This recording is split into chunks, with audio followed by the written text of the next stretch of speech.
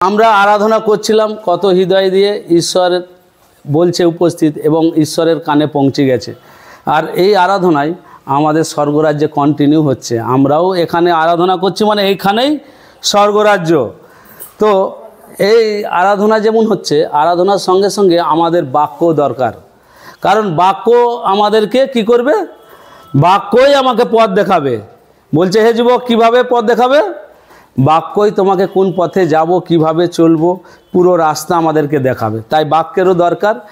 কিন্তু ঈশ্বর আমাদেরকে তিনটে জিনিস দান দিয়েছে।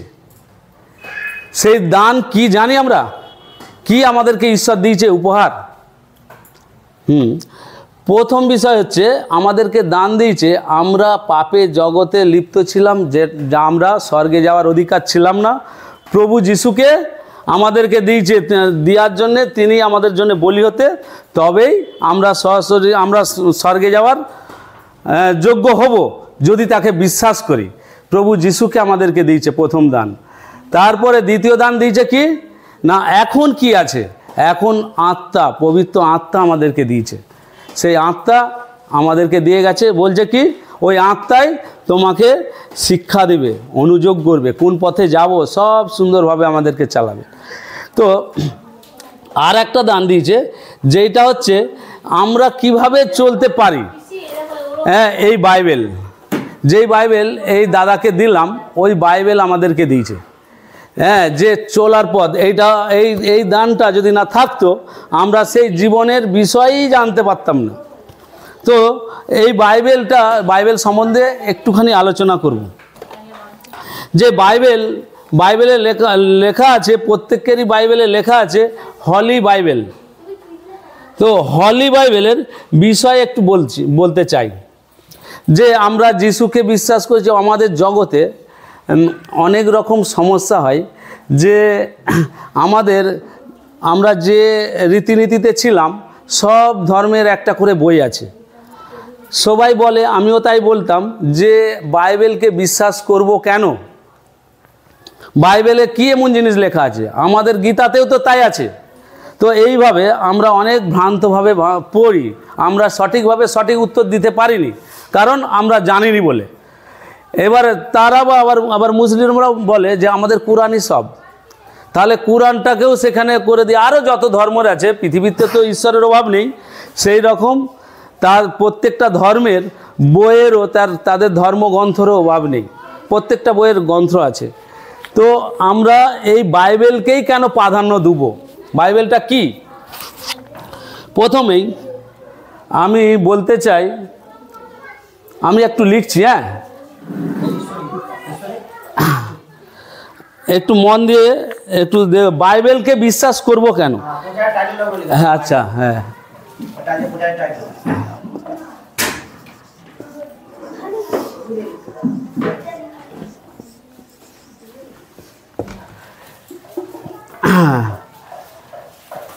এখানে বলছে যে বাইবেলটা কি। এই বাইবেলটা কি আমরা জানবো আজকে। আমরা তো কালকে নয়, পরশু দিনে সেই দেবনাথ দাস এই হলুদ দিয়েছিল নি, আমি বলি যা হয় পোস্টারে মারি, আর মারছি। এমন সময় আমার সব ভাইয়েরাই দেখে দেখে যাচ্ছে, বলে কি ব্যাপার, এইটাও লিখছিস কেন? আবার বলছে যিশু আবার আসবে, আমাদেরও কৃষ্ণ আবার আসবে। কৃষ্ণ আবার, তোর কি প্রমাণ আছে? আমারও তো আছে, কৃষ্ণ আবার আসবে উদ্ধার করতে, তারা বলছে। তার মানে তাহলে সে বলছে আমার কৃষ্ণ আসবে উদ্ধার, আমি বলছি যিশু আসবে উদ্ধার। তাহলে আমরা বুঝবো কি করে? গীতাতে তাদের কথা লেখা আছে, বাইবেলে যিশুর কথা লেখা আছে। আমি কেন তাহলে, সেও তো বলবে যে আমরা বলছি বাইবেলকে, তারা গীতাকে ধরেছে, আমরা গীতা তাই বলছে। তাহলে এই বাইবেল এবং গীতা, কোরআন, যত আমাদের ধর্মগ্রন্থ আছে, এইটা আমরা আলাদা বলি, তো আলাদাটা কি, বাইবেলটা কি, সেই বিষয়ে জানবো। তো বাইবেলকে ইংরেজিতে কি বলে? ইংরেজিতে হলি বাইবেল। এই হলি বাইবেল কি আছে? এইচ, যদি পারো কেউ লিখে নিবে, HOLY, হলি, BIBLE, হলি বাইবেল। হলি বাইবেল মানে কি? হ্যাঁ, পবিত্র বাইবেল। হলি মানে পবিত্র, বাইবেল মানে বাইবেল। তো এই হলি বাইবেল এর মানেটা, এই হলি বাইবেল মানে কি? এই পবিত্র বাইবেল তো, এর কিছু সারাংশ দেখি। এই যে হ্যাঁ, এখানে এই যে হোনার, এই যে হোনার মানে কি? না, আর হোনার লিখবো নি, এই যে হোনার তোমরা বুঝে নেবে। হ্যাঁ হ্যাঁ, আচ্ছা আমি আগে লিখে দিই। এইচ ও দাঁড়া এল ওয়াই, এই হলি এখানে লিখলাম। এবার এই প্রত্যেকটার একটা মানে আছে, সেটা আমি লিখছি। এই যে হোনার, হোনার মানে সম্মান, সম্মান।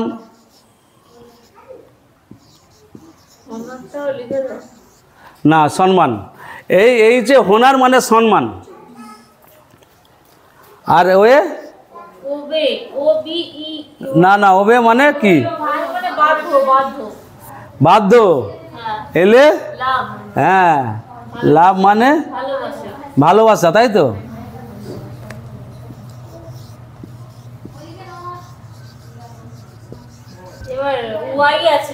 হ্যাঁ, ওয়াই কি? হ্যাঁ,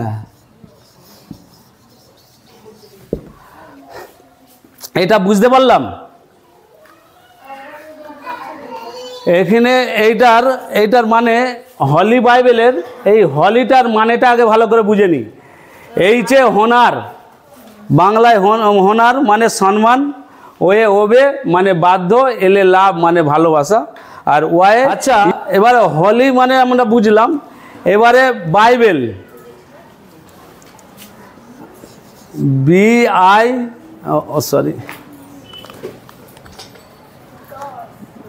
BIBLE,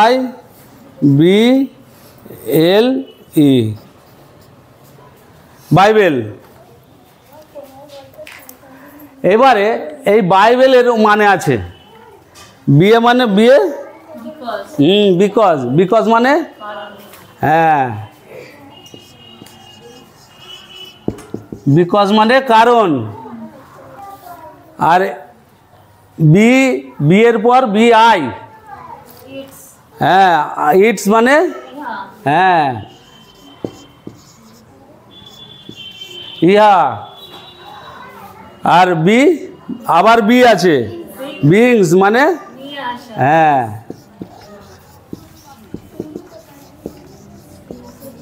নিয়ে আসা। আর এলে লাইফ, লাইফ মানে হ্যাঁ, আর ইটারনাল, হ্যাঁ, অনন্ত।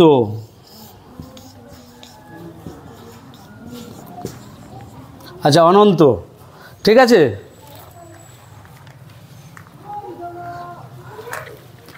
এবারে আমরা সেখানে দেখেছি কি কি মনে আছে?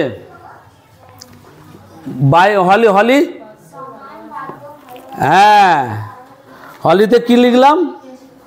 হ্যাঁ, যে এই যে হোনার মানে সম্মান, আর ওয়ে ওবে মানে বাধ্য, এলে লাভ মানে ভালোবাসা, আর ওয়াই ইয়োর মানে তোমার। এবারে বাইবেল, বিয়ে বিকজ মানে কারণ, আয়ে ইটস মানে ইহা, আর বিংস মানে নিয়ে আসা, এলে লাইফ মানে জীবন, আর ইটারনাল মানে অনন্ত। তার মানে এখানে যোগ করলে এইটার মানে এটাই হবে যে তোমার বাইবেলকে তুমি সম্মান দাও। এই বাইবেল, তোমার বাইবেলকে তুমি সম্মান দাও আর বাধ্য হও, কারণ ইহাই অনন্ত জীবন দিবে। মানে আমরা বুঝতে পারলাম যে তোমার বাইবেল, যার বাইবেল যার কাছে আছে, আমরা অটোরে করে এসতে এলাম, ওই ব্যাগে বাইবেলটা আমাকে দিয়েছে, আমি ওই ব্যাগে রেখেছি। ওই বাইবেলটা চালের ব্যাগে আছে, চালের ব্যাগে আছে। এবারে ঐশীকে নিয়ে এসতেছি, তার পাটা লাগছে, অসুবিধা হচ্ছে, আমি বলছি ও, কিন্তু আর ওর ব্যাগটা কিন্তু ওর কোলে আছে, আর বাইবেলটা ঠিক ওই চালের ব্যাগে পায়ের কাছে আছে। আর আমরা সম্মান দিতে হবে। বলছে তোমার বাইবেলকে তুমি সম্মান দাও। এই পবিত্র হলি বাইবেলের মানেই এইটা যে তোমার বাইবেলকে তুমি সম্মান দাও। কেন দেবো? কারণ ইহাই অনন্ত জীবন দিবে। তো আমরা অনন্ত জীবনের কথা শুনেছি, যিশু আমাদের জন্য অনন্ত জীবন দিতে এসছে না, অনেক আমরা বাইবেলের বাক্য শুনেছি, কিন্তু এইটাকে সম্মান দিচ্ছি না। তাহলে আমি যদি না এখানে সম্মান দিই, তাহলে ঈশ্বরকেও সম্মান দেওয়া হচ্ছে না। এইটার মানেই আমরা এইটা, ঠিক আছে? এই বাইবেলটা, এবারে যে এই বাইবেলটা সত্য তার প্রমাণ কি, এই বিষয়ে আমাদেরকে অনেক সচেতন হতে হবে। কারণ এই বাইবেলটা সত্য তার প্রমাণ হচ্ছে এই বাইবেলে যে কথাগুলো লেখা আছে, সেই কথাগুলো যা এগুলো লেখা আছে সেগুলো সব পূর্ণ হচ্ছে। মানে আগে পুরাতন নিয়মে পুরাতন নিয়ম জানি তো, পুরাতন নিয়ম একবার পুরাতন নিয়ম আর একদম নতুন নিয়মের সূচিপত্রতে দেখো, এখান থেকে এখানে হচ্ছে পুরাতন নিয়ম, আর এখান দিয়ে হচ্ছে এদিকে নতুন নিয়ম। মানে কি? একই তো, আবার এইটা এরকম কেন মাঝখানে? এবার নতুন নিয়ম পুরাতন নিয়মের বিষয় আবার কি? হ্যাঁ, যীশু খ্রিস্টের জন্মের আগে, যখন জন্ম হয়নি, তখন ভাওবাদীরা লিখেছে, আর আর এখানে এইটা ভাওবাদীরা লিখেছে, আর এখানে পূর্ণ হয়েছে। তার মানে বাইবেলটা কি? মানে যে আমাদের যে ভাওবাদীরা সব লিখে গেছে সেখানে পূর্ণ হয়েছে। এবারে লেখাটার কথা হচ্ছে যে ভাওবাদীরা আমাদেরও, যারা আমাদের গীতা, আমরা গীতাতেই, আমরা হিন্দু ধর্মেতে ছিলাম, জানি গীতাও তো মানুষ লিখেছে। এইটাও কি মানুষ লিখেছে? আমাদের প্রশ্ন। হ্যাঁ, এইটাও মানুষ লিখেছে। কেন লিখেছে? মানুষ কেন লিখলো? এইটা এদিকে আমরা বলছি ঈশ্বরের বাক্য, তাহলে ঈশ্বর লিখবে। ঈশ্বরের বাক্য মানুষ লিখেছে, কেন ঈশ্বরের বাক্য বলবো? এটা তো মানুষ লিখেছে, তাহলে মানুষ আরও আমাদের গীতাও লিখেছে। তাহলে এইটাকে কেন গুরুত্ব দেব? এইটা মানে প্রত্যেকটা ধর্মগ্রন্থের বই মানুষের মতো করে লিখেছে। মানুষ তার মন গড়া কথা সিস্টেমেটিক এখান থেকে, অ্যাকচুয়ালি এই বই হচ্ছে সবথেকে পুরনো, প্রাচীন। এই বই সব থেকে প্রাচীন। যখন মানুষই জন্ম হয়নি, মানুষের জন্মর পর আবার মুসির দ্বারাই লেখালো ভবিষ্যতের কথা, যে আগে গাছপালা কি ছিল, কি বৃত্তান্ত। তো বিষয় হচ্ছে মানুষ যে লিখেছে, কিভাবে লিখেছে। আমরা যদি খুলি পিতরে দেখি, পিতরটা একবার খুলি, কেউ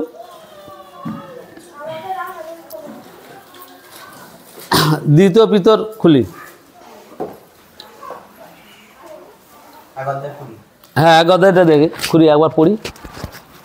প্রথমে ইহা জ্ঞাত হও যে শাস্ত্রীয় কোন ভাববাণী বক্তা নিজ ব্যাখ্যার বিষয় নয়, কারণ ভাববাণী কখনো মনুষ্যের ইচ্ছাক্রমে উপনীত হয় না, কিন্তু মনুষ্যরা পবিত্র আত্মা দ্বারা চালিত হইয়া ঈশ্বর হইতে যাহা পাইয়াছেন তাহাই বলিয়াছেন। হ্যাঁ, মানে বুঝলাম, মানে প্রতিটা বই মানুষ লিখেছে। আর এইখানে কি কেসটা কি বলছে, যে মানুষকে পবিত্র আত্মার দ্বারাই চালিত হয়ে ঈশ্বর থেকে যা পেয়েছে সেটাই লিখেছে, মানে পবিত্র আত্মার দ্বারাই। তাহলে এখন বাইবেলের পরিচালনা কে এইটা লেখার জন্য পরিচালনা করেছে?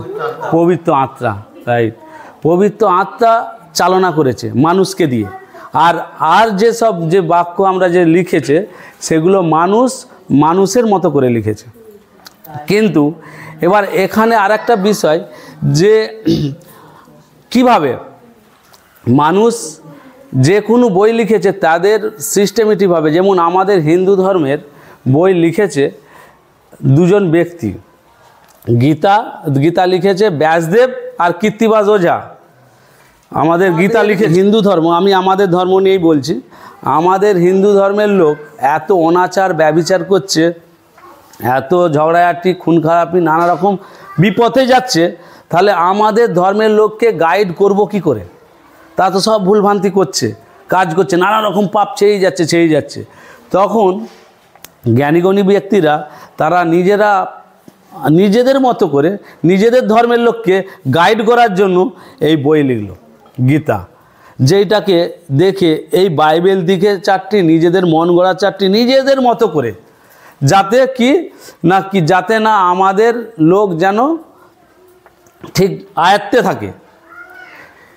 এইভাবে প্রতিটা ধর্মের বই, শিখ জৈন যত কিছু আছে, যা কিছু ধর্ম আছে, সব ধর্মের বই এই রকম মানুষ তাদের পরিকল্পনাভাবেই লিখেছে। কিন্তু বাইবেলটা একটু অন্য রকম, মানুষই লিখেছে কিন্তু অন্য রকমভাবে। কীভাবে না, বাইবেলটা লেখা হয়েছে যে 40 জন ব্যক্তি লিখেছে, 40 জন ব্যক্তি লিখেছে, কিন্তু 40 সময়ে, মানে আবার ভাষাও আলাদা। মানে মানুষ আমাদের মধ্যে যেমন ধরো কিভাবে লিখেছে না, 40 জন ব্যক্তি 40 সময়ে, আমি ধরো আমাকে ঈশ্বর প্রেরণা দিয়েছে, আমাকে বলছে তুমি ভারতবর্ষে তোমাকে দিয়ে লেখানো হচ্ছে, আমাকে ঈশ্বর পবিত্র আত্মা দ্বারা লিখেছে, তুমি লিখো। কি লিখব না, যিশু তোমার পাপের জন্য আসবে, যে তার মায়ের নাম মরিয়ম, আগেই বলে দিচ্ছে মরিয়মের গর্ভে এমন যিশু হবে, আসবে, এবং সেই যিশু আবার তোমার পাপের জন্য তাকে বলি দেওয়া হবে, আবার সে বলি হবে, বলি দেওয়ার পর আবার তাকে কবরে দেওয়া হবে, কবরে দেওয়ার পর আবার কবর থেকে উঠবে, আবার কবর থেকে উঠে আবার 40 দিন তোমাদের সঙ্গে থাকবে, আবার 40 দিন পরে আবার শ্বশুরের স্বর্গে চলে যাবে। এই অবধি বলছে তুমি লিখো। আর যিশু এসার পর বলেছে আমি আবার আসবো। কিন্তু সিস্টেমেটিক এইভাবেই আমাকে দিয়ে লেখানো হলো যে দিবাকর লিখো। আমি সেই রকমভাবেই যেমন লিখেছে, কে জানেনি যিশু কে মরিয়ম, তার মায়ের নামও লিখে দিয়েছে আগে থেকে, আমি জানিনি, কিন্তু আমাকে যেমন বলেছে সেমনভাবে লিখেছে। কারণ আমি আত্মাই ছিলাম, পবিত্র আত্মার শক্তি ঈশ্বর আমাকে দিয়েছে, আর সেই আত্মার বশেই লিখেছি। প্রথম দ্বিতীয় পিতরে যেটা দেখলাম, তো এইভাবেই লিখেছি। লিখে আবার তিনি মারা গেছে, তিনি আর জানেইনি কি ঘটবে না ঘটবে। আমি মারা গেছি, আমি আর জানেইনি কে যিশু আসবে কি না, কে আবার যে যিশু আসবে কি না, তারপর মরিয়ম কে, কাউকেই চিনিনি, জানিনি। কিন্তু আমি মারা গেছি। মারা যাওয়ার পর এবার কি হয়েছে, যে ওই যে আমি তখন লেখা থাকতো, তখন বাইবেল লেখা, তখন তো কাগজ ছিল নি, প্রথম বাইবেল লেখা হয়েছিল ইব্রিয় ভাষায়। তো ওই ইব্রিয় ভাষায় লিখেছে, লেখার পর সে বাইবেলটা সে মারা গেছে। এবার সে রোল, মানে তখন লেখা হতো গাছের চামড়া, পশুর চামড়া, গাছের ছাল দিয়ে আরে। তো যাই হোক, সেই ছালটা এবার কেউ ধরো আমাদের এখানে মারা গেছে, আমাদের বাড়ির পরিবারে সেটা পেয়েছে, কেউ না কেউ পেয়েছে। তো সেইটা নিয়ে আবার সবাই দেখেছে যে এটা পাওয়া গেছে, এটা কি লিখেছে, কে রে, যে এরকম কুমারীর গর্ভে একজন আসবে, তার নাম আবার যিশু রাখতে হবে, তিনি আবার ওই খ্রিস্ট, এই সব লেখা আছে। আবার বলছে তিনি এসে আবার আমার জন্য মরবে, আবার কবরে যাবে, আবার উঠবে, আবার এই সব বিষয়টা কি লেখা তারা বুঝতে পারছে না সব লোক। তখন তারা কি করলো, এখন যেমন আমাদের পঞ্চায়েত আছে, তখন রাজা ছিল, ডাইরেক্ট রাজার কাছে, এবার যখন না তারা বুঝতে পেরেছে, রাজার কাছে চলে গেল, পাঠিয়ে দিল। এবং রাজার কাছে গিয়ে এবার গেল, এবার রাজার কাছে পণ্ডিতরা থাকে, পণ্ডিতরাও এগুলো নিয়ে দেখাশোনা করছে কি ব্যাপার, যে এটা কি ব্যাপার, কিছু কেউ বুঝতেই পারছে না, পড়ে বুঝতে পারছে না এটা কি। তখন তারাও রোল করেই রেখে দেয়। তো এই রকমভাবে আমাকে যেমন ঈশ্বর লিখেছে, এই রকমভাবে আবার ইউরোপ, আফ্রিকা, ফ্রান্স, এই রকম মানে 40 জন ব্যক্তিকে এরকমভাবে একই লেখা লেখানো হলো। এবার কেউ কাউকেও চিনেনি, কারোর সঙ্গে কারোর যোগাযোগ নেই, কিন্তু বিষয় হচ্ছে তাহলে একই কথা লিখলো কি করে, কেউ কাউকেও জানেনি। তো তখন এইভাবেই হচ্ছে, তখন তারা প্রত্যেক রাজ্যে এই সব একই লেখা লেখাতে, এবং সব রাজ্যের রাজারা সব ওই যে কপি করা গাছের ছাল, পশুর চামড়াতে যে লেখা, সব একত্র করলো, সব সব রাজায় রাজায় এবার কথাবার্তা হচ্ছে কি ব্যাপার, আমাদের কাছে এই রেখা। তো এইভাবে একত্র করে 1600 বছর টাইম লেগেছে এক জায়গায় করতে এই বাইবেলটা। তো এই বাইবেলটা এক জায়গায় করতে টাইম লেগেছে এবং তারা এবারে 1600 বছর ধরে যখন দেখলো তখন এখনও রিসার্চ করছে এই বাইবেলটা কি, যে এখনও যে এটা যে মিথ্যে সেইটার জন্য আরও করছে। তো যাই হোক, এইটা হচ্ছে তারপর থেকে তারাই ডিসাইড করলো এটা ঈশ্বরের বাক্য। যে ওই যে জ্ঞানীগুণী সব পণ্ডিতরা এটা কোথা থেকে, যে একজন ব্যক্তি, যেমন ধরো আমাদের প্রধানমন্ত্রী মোদি যদি প্রত্যেক দেশের চিঠি পাঠায়, মোদি কি লিখে পাঠায় নিজে?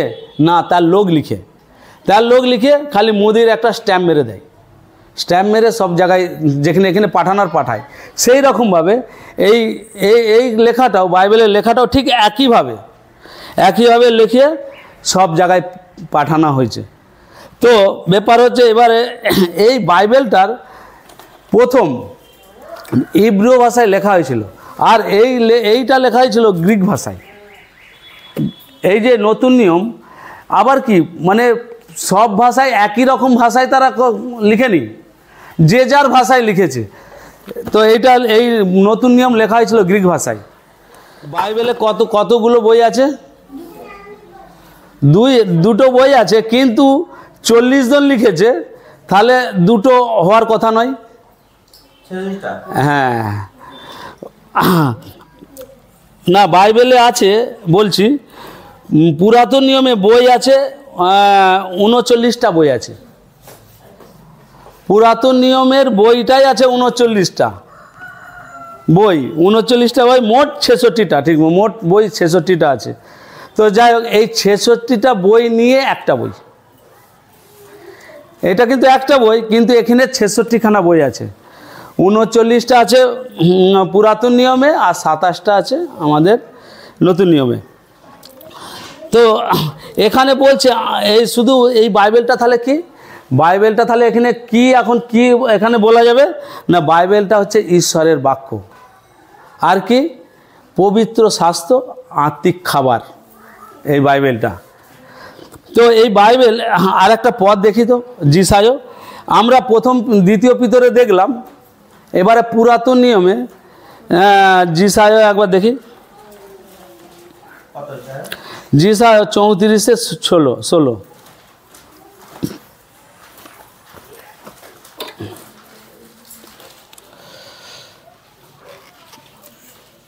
জিসায়ও হ্যাঁ, সদাপ্রভুর পুস্তকে অনুসন্ধান করো, হ্যাঁ, তাহা পাঠ করো, হ্যাঁ, ইহার একেরও অভাব হইবে না, হ্যাঁ, তাহারা কেউ সঙ্গিনীবিহীন থাকিবে না, হ্যাঁ, কেননা আমার মুখ দ্বারা তিনি ইহা আজ্ঞা করিয়াছেন, হ্যাঁ, তিনি আপন আত্মা দ্বারা তাহাদেরকে সংগ্রহ। হ্যাঁ, হালেলুয়া, হালেলুয়া।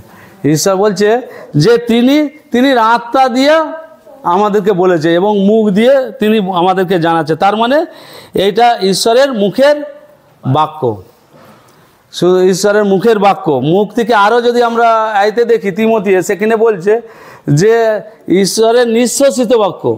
হ্যাঁ, কই দেখি, সেটাও দেখি তিমথিয়ে,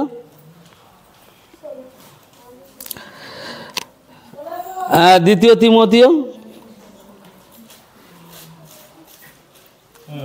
হ্যাঁ, এই 17টা দেখো।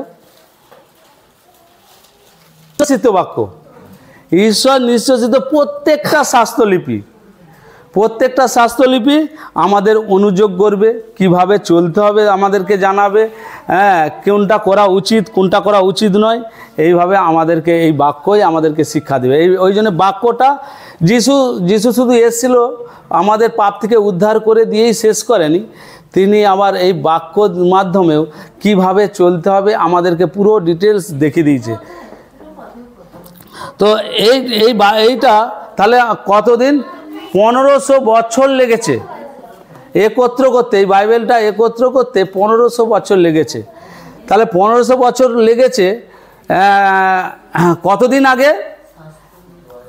হ্যাঁ, 2000 বছর। এখন যদি আরও নিখুঁত করে দেখতে যাই, 2024 বছর, 2024 বছর আগে এই বাইবেল আমাদেরকে আগে এসছে।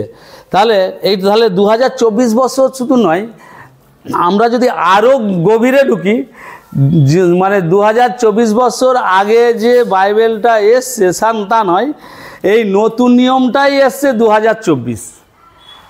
অ্যাকচুয়ালি এখানে আবার ব্যাপার আছে, এইটা হচ্ছে খ্রিস্টপূর্বাব্দ আর খ্রিস্টাব্দ। তো এই খ্রিস্টাব্দ শুরু হয়েছে 2024, মানে যিশু এসেছিল তাহলে 2024 বছর আগে। তাহলে বাইবেল যে সত্য তার প্রমাণ কি বলছিলাম? বাইবেল যে সত্য তার প্রমাণ, যে বাইবেল যে সত্য তার প্রমাণ হচ্ছে বাইবেলে যা কিছু লেখা আছে সেগুলো পূর্ণ হয়েছে, হ্যাঁ, আরও যা কিছু পূর্ণ হবে। মানে পূর্ণ হয়েছে বলে আগে যে যিশু আসার কথা ছিল, যেসব ভাওবাদীরা লিখেছে, সেইটা পূর্ণ হয়েছে আমাদের এই নতুন নিয়মে। এখন সেটারও আমাদের কাছে গর্বের বিষয়। তো আবার লেখা আছে, যিশু বলেছে যে আমি আবার আসব, তার মানে তিনি আবার আসবে মানে এটা পূর্ণ হবে, এইটা হবে। তারপরে আর বাইবেলের আর কিছু সারাংশ আছে, কি না আরও 3টে বিষয় আছে যে বাইবেলে তাহলে কি লেখা আছে, পূর্ণ হয়েছে কি আবার পূর্ণ হবে, এই বিষয় লেখা আছে, সেটা বুঝলাম। কিন্তু বাইবেল আর কি লেখা আছে, মানে মানুষের জীবন, আমাদের জীবন যে পরিবর্তন হবে সেই বিষয়ে লেখা আছে। মানে আমাদের নিয়ে ঈশ্বরের পরিকল্পনা কি, প্রতিটা মানুষের মানে ঈশ্বরের পরিকল্পনা আছে। যেমন ধরো আমার 2টো মেয়ে, কিন্তু আমার বাবার তার পরিকল্পনা আছে মেয়েকে কি করবে না করবে, কাকে কি পড়াবে, কাকে কি ইঞ্জিনিয়ার করাবে, না কে ডাক্তার হবে, কি সব একটা পরিকল্পনা আছে। ঠিক ঈশ্বরেরও আমাদেরকে যে ঈশ্বর সৃষ্টি করেছে তারও একটা উদ্দেশ্য আছে, পরিকল্পনা আছে, যে আমাদেরকে তিনি কি করতে চায়, আর কি মানুষের জীবন কীরকম হবে, এবং প্রতিটি মানুষের প্রতি ঈশ্বরের পরিকল্পনাটা আমাদেরকে মানে এখানে লেখা আছে। আর কি যে এইটা আর কি হবে, যে পৃথিবীর অনেক ধর্মের বই আছে, প্রত্যেকটা ধর্মের বইয়ে খুব সুন্দর সুন্দর কথা লেখা আছে, প্রত্যেকটা ধর্মের বই লেখা বিচার করণী নানা রকম আমাদের শিক্ষা আছে, কিন্তু প্রত্যেকটা শিক্ষা আছে, কিন্তু সবাই শিক্ষা পাচ্ছে, কিন্তু সেই শিক্ষা তাদেরকে পরিবর্তন করতে পারেনি। হ্যাঁ, কেবলমাত্র এই বাইবেলই আছে যে আমাদেরকে মানুষকে পরিবর্তন করতে পারে, তোমার জীবনকেই চেঞ্জ করে দিবে এই বাইবেল। তাই এই বাইবেলের উপর যদি নির্ভর করি, এই বাইবেল আমাদের জীবনকে পরিবর্তন করে দিতে পারে। আর আর আর যত সুন্দর সুন্দরই কথা লেখা থাক না কেন, কেন পরিবর্তন হবে না? অন্য বই পড়লে কেন পরিবর্তন হবে না, আর আমাদের এই বাইবেল পড়লে পরিবর্তন হবে? কারণ এইটা ঈশ্বরের বাক্য, পবিত্র বাক্য, এবং যেই কথাগুলো লেখা আছে, এবং যিশু এসে যা যা দেখিছে, এবার নিজেও কোনো পাপ করেনি, তাই যে পাপ করেনি তাকে যদি অনুসরণ করে তাহলে তোমার জীবনকে পরিবর্তন করে দিবে। তো ঈশ্বরের ধন্যবাদ দিই যে এই জীবন, এই যে আমাদেরকে ঈশ্বর একটা দান দিয়েছে এই বাইবেলকে যেন আমরা খুব সম্মান দিই, শ্রদ্ধা করি, আর যেন বাইবেলকে যেন শ্রদ্ধা করার সঙ্গে সঙ্গে যত আমি আমার বাবাকে যদি সম্মান দিই আর শ্রদ্ধা করি, তো ঈশ্বরের আশীর্বাদ পাবই। তো এইটা আমাদেরকে দেখতে হবে যে আমাদের এই বাইবেলকে অবহেলা না করি, কারণ এই বাক্যই আমাদেরকে অনন্ত জীবন দিবে। তো আমরা আগেও দেখেছিলাম, আমি অনেকবার দেখেছিলাম, এই যে এখানে একটা সাদা ছবি, ওইটা ওই দাদাকেও দিলাম, এই সাদা ছবিটা দেখেছিলাম নয়? এই যে আমাদেরকে এই রকমভাবে বেঁধে রেখেছে, হ্যাঁ, গলায় আমাদেরকে ফাঁস দিয়ে বেঁধে রেখেছে, কত সুন্দর। এখানে দেখো বেঁধে রেখেছে, কেমনভাবে সুন্দর করে বেঁধে রেখেছে, কোথাও বেরোতে দিবেনি, কিন্তু ওখান থেকে ওই বেড়াজাল থেকে বেরোতে গেলে এখানে আসতে হবে। এই যে এবারে বাইবেল দিচ্ছে, এই জন্য আমাদের বাইবেলটা খুব দরকার, বুঝতে পারলে? এটা ছবিতে আছে, তো এটার ভিতরে যাচ্ছি নি। তো আর কিছু পদ দেখি, আর দেখি 2 করিন্থীয় দেখি। তো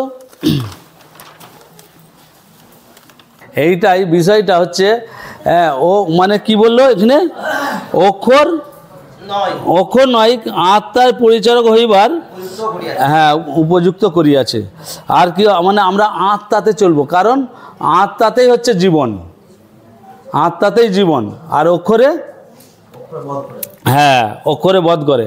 আরও যদি দেখি প্রথম করিন্থীয়টা একবার দেখি, 2 অধ্যায় 13 পদে।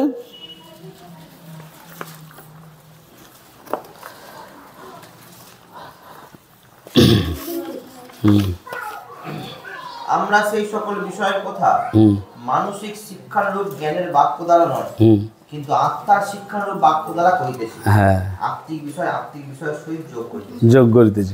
মানে এখানে তাহলে লিখেছে কিভাবে, আমরা যে জ্ঞানের দ্বারাই নয়, সে আত্মিক বিষয়ের কথা আত্মিকভাবেই লিখছে। তো এই যে বাইবেলটা, এবারে এর সত্যটা কি, এতে কি, এতে আমাদেরকে আঙ্কেল অনেকবার শিক্ষা দিয়েছে যে কি না, এতে সত্য কি ঐতিহাসিক সত্য। আমরা যদি মানে ইতিহাস তো জানি, ইতিহাসকে আমরা বিশ্বাস করি, সেই ইতিহাস মানে ঐতিহাসিক, মানে এর ইতিহাস যে যিশু আসার আগে থেকে এখন অবধি পুরো ইতিহাস। যে ইতিহাস মানে কি, ইতিহাস মানে কোন দেশে কে ছিল, কে রাজা ছিল, কোনটা নদী ছিল কি না ছিল, পুরো ইতিহাস। মানে এই বাইবেলটা হচ্ছে ঐতিহাসিক সত্য। যদি পৃথিবীর ইতিহাস জানতে গেলে এই বাইবেল থাকলেই পৃথিবীর ইতিহাস জানা যাবে। এই বাইবেলটা এই রকমই একটা বিষয়। আর কি যে ভৌগোলিক সত্য, ভৌগোলিক মানে ভূগোল, যেগুলো ভূগোল মানে যে পড়াশোনা আমরা ভূগোল দেখেছি না, মানে ভৌগোলিক সত্য। আর কি যে ঈশ্বরত্ব সত্য, যে ঈশ্বরের তত্ত্বজ্ঞান এর মধ্যে আছে, যে ঈশ্বর থেকে পাওয়া, ঈশ্বরের যে এই যেগুলো যা কিছু আছে সেটা ঈশ্বর ছাড়া এগুলো সম্ভব নয়, সেই ঐশ্বরিক সত্য এখানে। আর কি আছে, যদি আমরা যুক্তিতর্ক করি, যুক্তিতর্কর দিক থেকেও এ সত্য। আর কি আর বাস্তবিক সত্য, এই পাঁচটা সত্য যেটা কোনো ধর্মের মধ্যে নেই, ধর্মগ্রন্থতে নেই, এই সত্য এখানেই আছে। আচ্ছা সত্য, তাহলে এখানে কি সত্য, এর প্রমাণ কি? হ্যাঁ এর প্রমাণ তাহলে কি, যে এই যে সত্য আমরা কি প্রমাণ, যে আমরা দেখেছি যিশুর জন্ম বিবরণ থেকে দেখেছি, যিশুর জন্মটা হচ্ছে অলৌকিক। যিশুর জন্মটা যে আমাদের যে যিশুর জন্ম হবে পবিত্র আত্মার দ্বারাই, যখন যে ভাওবাদী বলে গেছিল সেইটা তাই ঘটেছে। মানে জন্মটা অলৌকিক, মানে এই রকম জন্ম কারো মানে কারো কীভাবে সম্ভব, যে কুমারীর গর্ভে এই সন্তান প্রসব করবে, সম্ভব নয়। এই যে এই কথা, এই যে পবিত্র আত্মার দ্বারাই ছাড়া, যে যাভাবে আমাদের মহাপুরুষ যারা ছিল, মহাপুরুষ বলছি ভাওবাদীরা, তারা যেমন বলে গেছে তেমনই ঘটেছে। তো ঈশ্বরের ধন্যবাদ দিই, সেই অলৌকিকভাবে তার জন্মটা তার অলৌকিক। আর কি আর তার মৃত্যু অলৌকিক। আর তার স্বর্গরাহনও, যখন স্বর্গে চলে যায়, সেটাও অলৌকিক, যেটা মানুষের মধ্যে কারোর মধ্যে সেটা কারো ঘটেনি। তো এইভাবে অলৌকিকভাবে ঈশ্বরের এইভাবে তার হয়েছে, এইগুলো সত্য প্রমাণ। আচ্ছা এবার বিষয় হচ্ছে, আচ্ছা আর এক জায়গায় দেখি, আচ্ছা লুক 1:37 পদ। হ্যাঁ এই হালেলুয়া, ঈশ্বরের কোনো বাক্য, এই যে বাইবেলের যে বাক্য আছে না, এই একটা বাক্য ঈশ্বরের বাক্য, কোনো বাক্যই শক্তিহীন হবে না। ঈশ্বর আমাদেরকে বলেছে, শুধু তাই নয়, যদি আমরা জিসায়াতে দেখি, জিসায়াতে 40 অধ্যায় 8 পদে, সেখানেও তাই বলছে। সেখানে কি বলছে, তিনও শুষ্ক হইয়া যায়, হ্যাঁ ফুল ম্লান হইয়া পড়ে, হ্যাঁ কিন্তু ঈশ্বরের সদাপ্রভুর বাক্য চিরকাল। হ্যাঁ তো এই বাক্য আমাদের সদাপ্রভুর বাক্য চিরকাল থাকবে। শুধু তাই নয়, এই বাক্যের সঙ্গে অনেকের কিছু নিয়ে তুলনা করেছে, যে এই বাক্য বীজ, এই বাক্য দ্বিধার খড়গ, আমরা কতভাবে আমরা এই বাক্যের সঙ্গে তুলনা করেছি। তো ঈশ্বরের ধন্যবাদ দিই। স্বর্গের বাবা, তোমায় ধন্যবাদ করি, প্রশংসা করি, গৌরব করি প্রভু। ধন্যবাদ করি প্রভু আমাদের জীবনের সব কিছুর জন্য, প্রতিটা মুহূর্তের জন্য তোমাকে ধন্যবাদ করি, কারণ প্রত্যেকটা সেকেন্ড যে আমরা কাটাচ্ছি প্রভু তোমারই অনুগ্রহে, তুমি বাঁচিয়ে রেখেছো তাই আছি। আমাদের জীবন, গতি, সত্তা সব কিছু তোমার হাতে। তুমি আমাদের সেই ঈশ্বর যে আমাদেরকে মাতৃজঠরে তুমিই বুনেছ, সেই মাতৃজঠর থেকে এই পৃথিবীর আলো তুমিই দেখিয়েছো প্রভু। যখন এই পৃথিবীর আলো প্রথম দেখেছিলাম বাবা, তখন ক্ষুধা আর তৃষ্ণায় কাঁদছিলাম। তখনও সেই ক্ষুধা তৃষ্ণা নিবারণ করার জন্য কাউকে কোথাও ছুটতে হয়নি, তুমি আমাকে মাতৃদুগ্ধ জুগিয়ে দিয়েছিলে। আর তখনই বুঝিয়ে দিয়েছিলে তুমি যে আমি যুগান্ত পর্যন্ত তোমার সঙ্গে সঙ্গে আছি। তাই ধন্যবাদ করি, ধন্যবাদ করি প্রভু আজকে আমাদেরকে একত্রিত করেছো এখানে, সমস্ত ভাই বোনেদেরকে। আর এখন তুমি একটা খুব ইম্পর্টেন্ট শিক্ষা আমাদেরকে দিতে চাইছো যে তোমার সত্য বাক্য এই বাইবেল কি এবং এটা কেন সত্য। আর সেই শিক্ষায় কোনো রকমভাবে যেন আর সমস্যা না হয় প্রভু, তুমি সাহায্য করো। হে পবিত্র আত্মা, তুমি এখানে থাকো। আর যে কারণে এই সমস্যাগুলো হচ্ছে সেই সমস্ত সমস্যাকে তুমি গোড়া থেকে দূর করে দাও প্রভু, এবং সুন্দরভাবে তোমার এই বাক্যের শিক্ষা আমাদেরকে দাও, আমরা যেন গ্রহণ করতে পারি। আর হৃদয় দিয়ে প্রভু সেটাকে আমরা সেচন করতে পারি আমাদের মধ্যে, আর সেটা যেন আমরা অঙ্কুরিত হতে পারি প্রভু। তুমি আশীর্বাদ করো। তুমি দিবাকরদাকে তোমার হাতে রাখি, দিবাকরদার অন্তরে তুমি কথা বলো, তার জিহ্বাকে তুমি কন্ট্রোল করো প্রভু, তার জিহ্বা দ্বারা, তার মুখ দ্বারা তুমি কথা বলো প্রভু, কারণ তুমি তো বলেছো যে তোমাকে কি বলতে হবে আমি তোমাকে শেখাবো। তাই তুমি শেখাও প্রভু, আর আমাদেরকেও শুনতে সাহায্য করো। তুমি বলেছো যার কান আছে সে শুনুক। তাই আমরা যেন সেই বাক্যের কান, যেন সেই বাক্যকে আমরা হৃদয় দিয়ে শুনি প্রভু, আর সেই বাক্যের কার্যকারী হয় প্রভু। তুমি সাহায্য করো প্রভু, তুমি দয়া করো, করুণা করো। এই সকল প্রার্থনা তোমার